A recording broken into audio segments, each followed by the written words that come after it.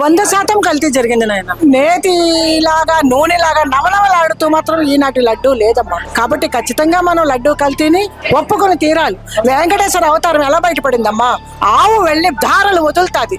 ఆ పాలుని కల్తీ చేశాడంటే, దాని గురించి మాట్లాడుతున్నాడంటే వాడికి నా నోట దౌర్భాగ్యుడు అనే పదం తప్ప ఇంకోటి రావట్లేదు. తిరుపతి దేవస్థానాన్ని ఎంత భ్రష్టు పట్టించారు. బోర్డు చైర్మన్ మారినప్పుడల్లా రేట్లు పెరగడం ఏంటండి? భగవానుడు అంత దూరం జరిగిపోతాడా? వీళ్ళని ఆయన శిక్షించేంత వరకు ప్రతి హిందువు సంఘటితమై ఉద్యమించాల్సిందే. ముఖ్యంగా జగన్మోహన్ రెడ్డి గారు అన్ని మతాలను స్వీకరిస్తానంటున్నారు. మరి అటువంటి వ్యక్తి హిందువుల మీద, హిందూ విగ్రహాల మీద ఇటువంటి అసాంఘిక కార్యక్రమాలు జరిగినప్పుడు ఖండించలేకపోయాడు. క్రిస్టియన్ మిషన్స్ ఇచ్చిన ముద్దలు తిని ఉన్నవాడు కాబట్టి మన లడ్డు విలువ ఆయనకు తెలియలేదని మనం దుఃఖించుదాం. ఆయన దూషించేదానికంటే ముందుగా మనం దుఃఖించుదాం. ఇలాంటి మన పూర్వపు హిందువు ఈ విధంగా ప్రవర్తించడం మనం చేసిన పాపమో చెయ్యని పాపమో ఆయన ముందు నిలబడి నిలువు దోపిడి శిరాజాలు సమర్పించుకుంటాం. ఈయన ఏం మూల్యం చెల్లించుకుంటాడో మనం వేచి చూడడం తప్ప స్పందించడానికి ఏం లేదు ఆయన.